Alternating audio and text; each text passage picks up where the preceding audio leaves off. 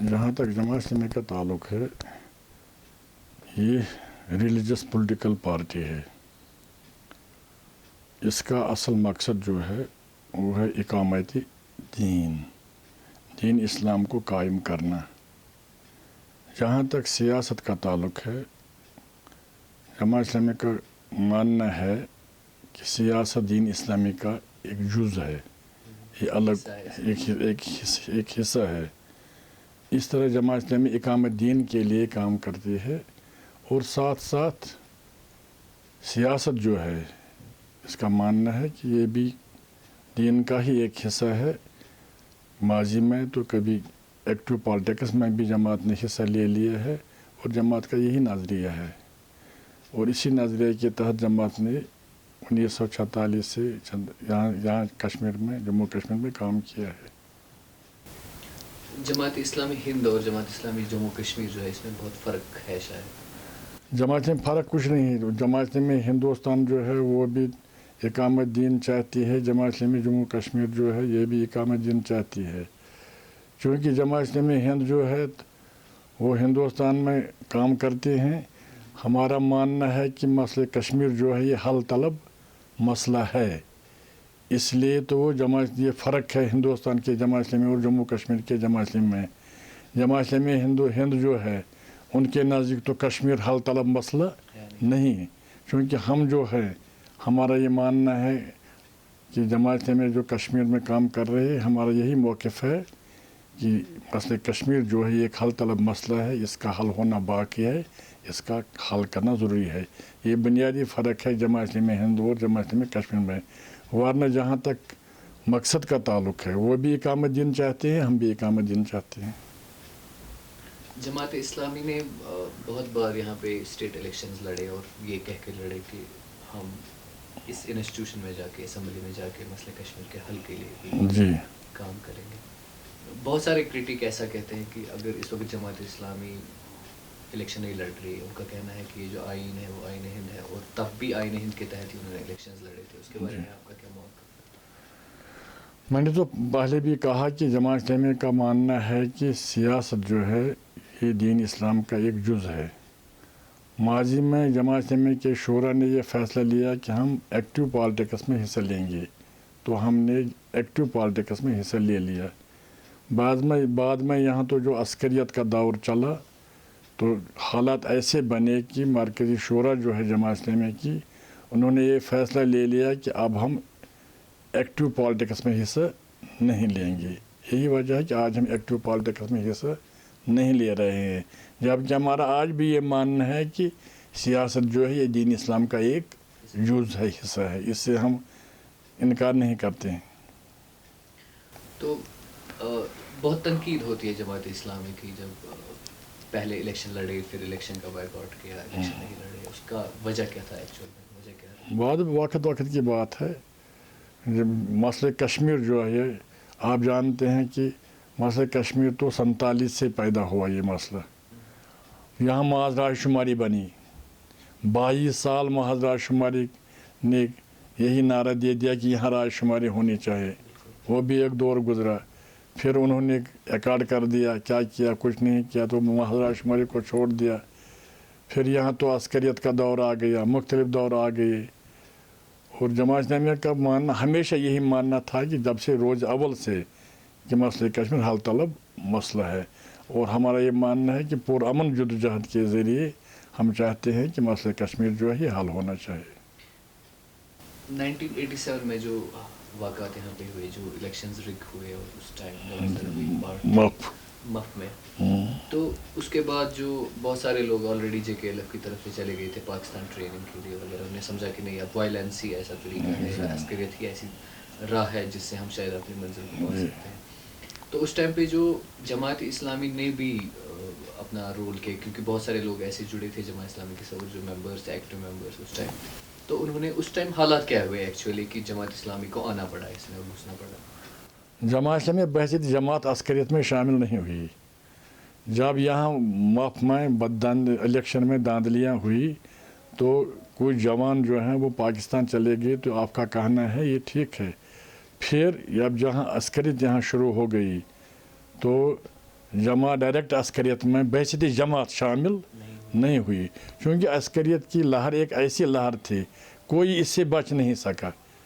हर घर का कोई ना कोई फ़र्द इसमें इन्वॉल्व हो गया। जो यहाँ मेन स्ट्रीम पार्टीज़ हैं वो भी किसी न किसी तरह इसमें इन्वॉल्व हो गए, और जमात के कुछ कारकुन भी इसमें इन्वॉल्व हो गए। तो वरना जमात इस्लामी ने बहसीत जमात अस्करियत कबूल नहीं की, और आज भी नहीं करती। आज भी नहीं करती है। अस्करियत शुरू होने के बाद ये काफ़ी लोगों का मानना है, और ये ओवरऑल माना भी जाता है कि जो हिज़्बुल मुजाहिदीन थी वो एक अस्करियत, एक आर्मड विंग थी जमात इस्लामी की। ये किस हद तक सही है? ये सही बात नहीं है।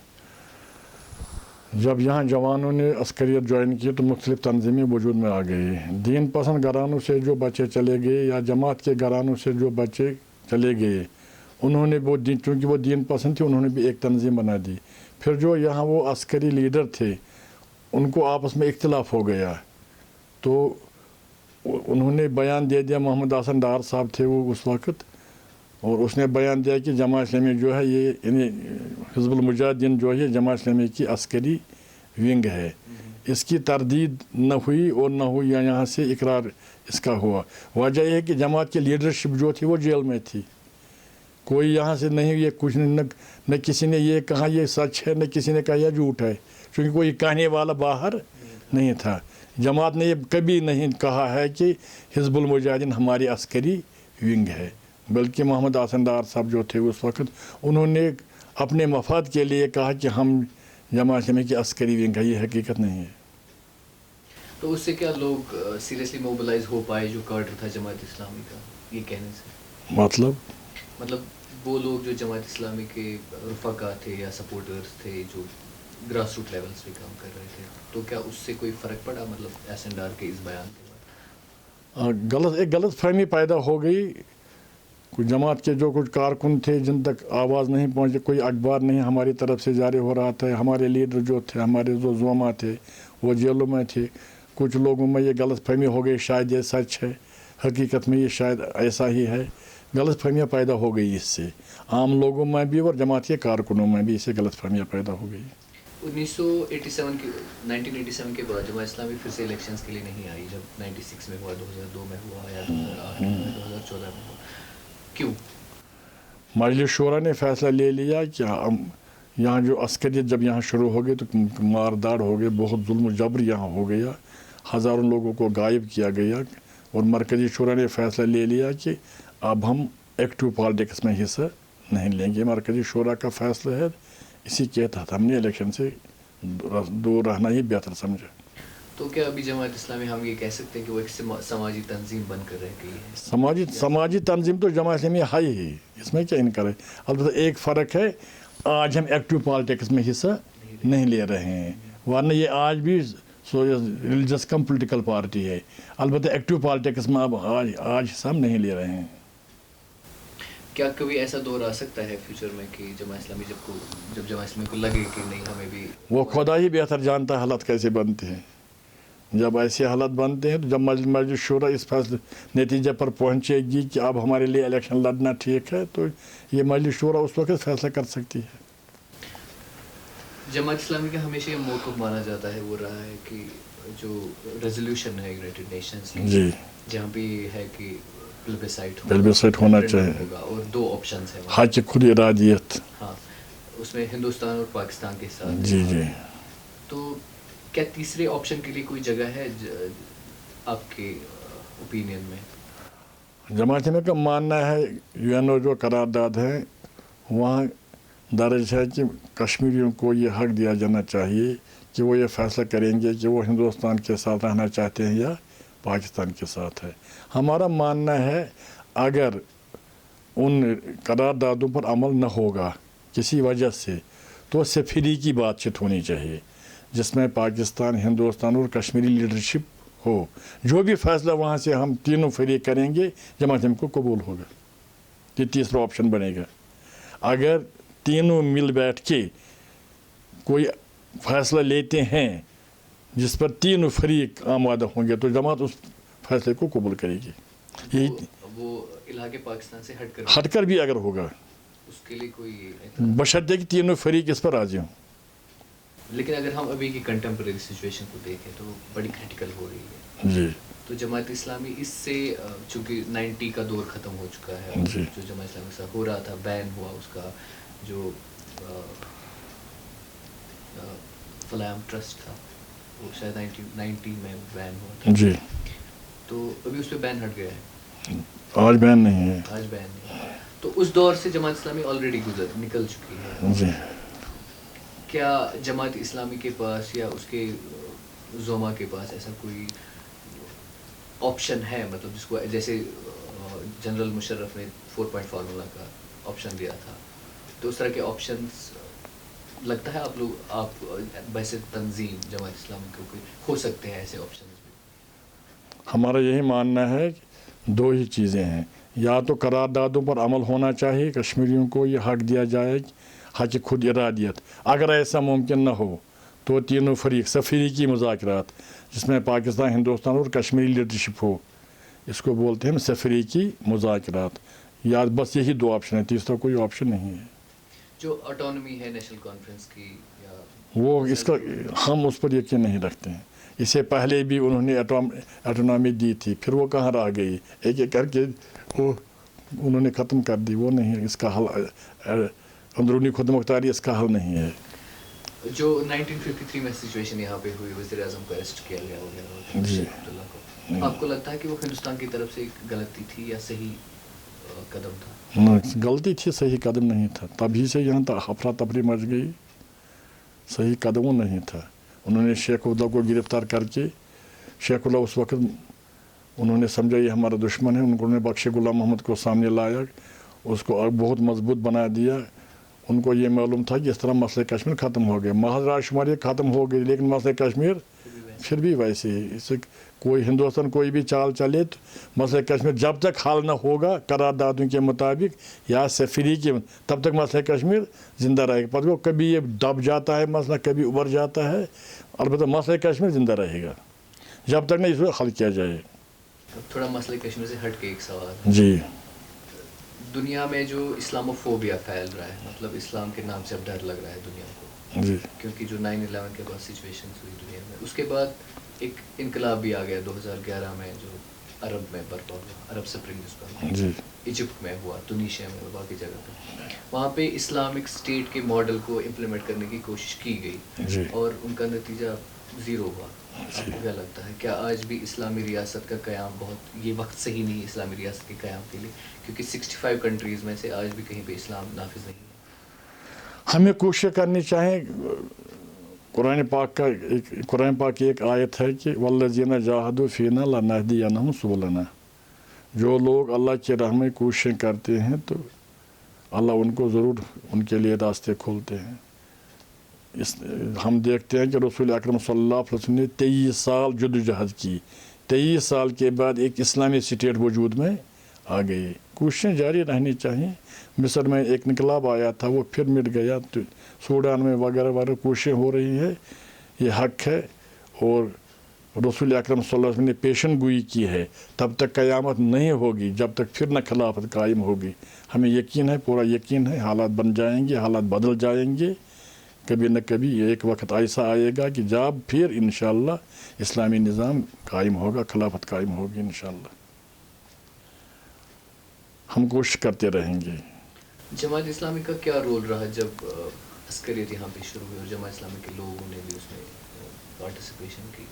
جماعت اسلامی کی شورا کا یا جماعت اسلامی کی کیڈر کا کیا رول رہا کہ ان کو یہ بول کے واپس لایا جائے کہ یہ شاید صحیح راستہ نہیں ہے؟ آپ نے اصل بات ہے صحیح راستہ ہے, غلط راستہ نہیں ہے. مسئلہ کشمیر ایک مسئلہ ہے, اس کو حل کرنا چاہتے ہیں. یہاں مختلف تنظیمیں ہیں, ایک کا اپروچ ایک ہے, دوسرے کا اپروچ ایک ہے. ایک اپروچ ہے اس کا حل عسکریت ہے, یہ بھی ایک اپروچ ہے مسئلہ کشمیر کا. جہاں تک جماعت اسلامی کا تعلق ہے, ہم بھی مسئلہ کشمیر کو سمجھتے ہیں کہ یہ حل طلب مسئلہ ہے. ہمارا اپروچ ہے, ہمارا دستور ہے پرامن جدوجہد. ہم پرامن جدوجہد کے ذریعے اس مسئلہ کو حل کرنا چاہتے ہیں. مگر جنہوں نے عسکریت اختیار کی پھر وہ چلے گئے, وہ تو جماعت سے چلے گئے. صلاح الدین تو جماعت کا تھا, اس نے عسکریت چالو کی تو وہ کب واپس آئے گا؟ وہ عسکریت چلا رہا ہے, اپنی تنظیم چلا رہا ہے. مطلب کیا آپ کو یہ محسوس کبھی ہوتا ہے کہ وہ جو اسٹیپ تھا 1987 کا شاید وہ ڈیزاسٹرس تھا کشمیر ایشو کو لے کے، غلط تھا؟ اصل بات ہے میں نے کہا مختلف تنظیموں کا اپروچ مختلف ہے. جوانوں کی تنظیم ہے عسکریت، وہ سمجھتے ہیں کہ ہندوستان نے ایکارڈ کیا، وہ کیا، یہ کیا، ہندوستان کبھی ماننے والا نہیں ہے، اس کا حل عسکریت ہے. لہٰذا کچھ لوگ ایسے بھی ہیں جن کا یہی اپروچ ہے، اس کا حل عسکریت ہے. ہم اس سے انکار نہیں کرتے، لیکن جہاں تک ہمارا اپروچ ہے نہیں، اس کا حل تو پرامن طور ہونا چاہیے. ہم پرامن جدوجہد کریں گے. البتہ جو اس کے لیے عسکری جدوجہد کرتے ہیں ان کے ہاں تو صحیح نظریہ ان کے نزدیک، وہ تو عسکری جدوجہد کرتے ہیں. ہم تو پرامن جدوجہد کرتے ہیں. ابھی جو تحریک آزادی کشمیر ہے، جو ریزسٹنس موومنٹ یہاں چل رہی، جو لوگ کہہ رہے ہیں ابھی یہ کسی اور موڈ میں چلی گئی، کہیں اور کوئی اور ڈائریکشن لے رہی ہے، اس کے بارے میں آپ کا کیا مثلا کیا آپ کو کیا لگتا ہے؟ ڈائریکشن لے لی ہے اب عجیب سی ڈائریکشن ہے، جہاں پہ ایک انکاؤنٹر پہلے ہوتا تھا تو کریک ڈاؤن ہوتا تھا، لوگوں کو ایک جگہ پہ جمع کیا جاتا تھا اور لوگ ریزسٹ نہیں کرتے تھے پتھر پھینک کے. آج سچویشن بالکل تبدیل ہو گئی ہے. آج آپ کا پی ایچ ڈی اسکالر بھی ملیٹنسی جوائن کر رہا ہے، باقی لوگ بھی جوائن. اصل وجہ ہے آپ جیسے جوان جو ہے آپ عسکری دور میں پیدا ہو گئے. جن جوان عسکریت یہاں شروع ہو گئی 89 میں، جو جوان جو بچے 89 میں یا 90 میں پیدا ہو گئے وہ پلا پوسا بندوق میں، تو اس کے نزدیک پتھر پہ وہ بندوق کا مقابلہ کرتا ہے. ادھر سے بندوق یہاں سے وہ پتھر اٹھاتا ہے. یہ مزاج اب بن گیا. یہ یہاں کے لوگ اب یہاں کے بچے جوان جو بندوق سے وہ ڈرتے، وہ گولیوں سے ڈرتے نہیں ہیں. اس کا کیا کیا جائے گا؟ یہ کلچر ہی اب بن گیا ایسا. عورتیں پتھر اٹھاتے ہیں اور فوج کے پیچھے چلتے ہیں. اس وقت بھی دو بچے ہسپتال میں ہیں، ان کے سر میں گولی لگی ہے. یہ تو پھر مزاج بن جاتا. جس طرح افغانستان میں ہے، جب وہاں بچہ پیدا ہوتا ہے تو اس کو وہ کلاشن کو رکھتے ہیں نزدیک. مزاج ہی بنتا ہے. پھر آپ کی عمر بھی میرے خیال میں آپ بھی عسکریت میں ہی پیدا ہو گئے ہیں، تو آپ کہاں ڈرے گی؟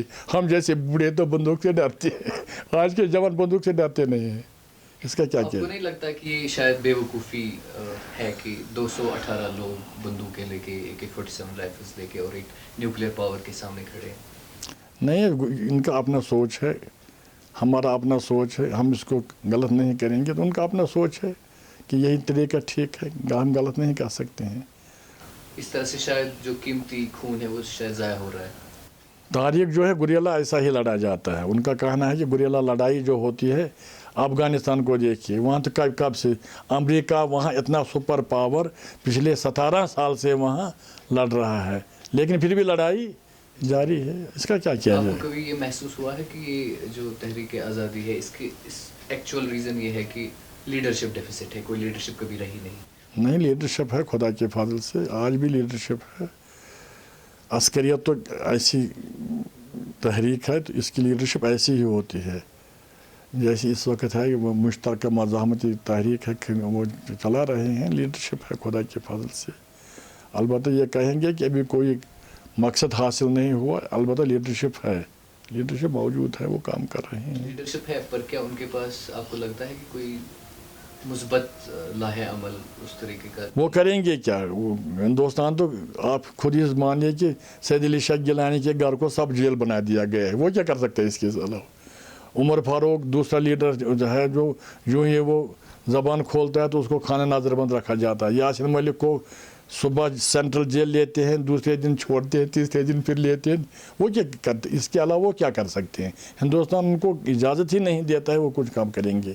یہاں تو ہندوستان اجازت نہیں دیتا ہے. آپ کو نہیں لگتا کہ یہ بہت ڈیوائیڈڈ لیڈرشپ ہے؟ بہت divided. Yasin Malik non violence پہ بلیو کرتے ہیں، عمر فاروق کچھ اور بلیو کرتے ہیں، گیلانی صاحب پاکستان چاہتے ہیں. یہ تو ڈیوائیڈڈ لیڈرشپ ہے، لیکن ایک بات پر یہ متفق ہے، وہ ہے کہ ہندوستان سے آزادی چاہتے ہیں. یاسین ملک ہے، گیلانی صاحب ہے، عمر صاحب ہیں، سب کے سب جو ہے ایک بات پر اتفاق ہے، وہ ہے ہندوستان سے آزادی. مقصد تو وہی ہے.